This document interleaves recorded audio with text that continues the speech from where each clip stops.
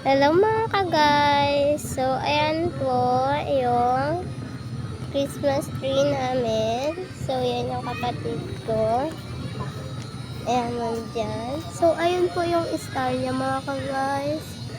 So, cute po. So, ganyan po yung ilaw niya. And may tunog din po siya mga ka-guys. So, ayan po yung mga ilaw niya.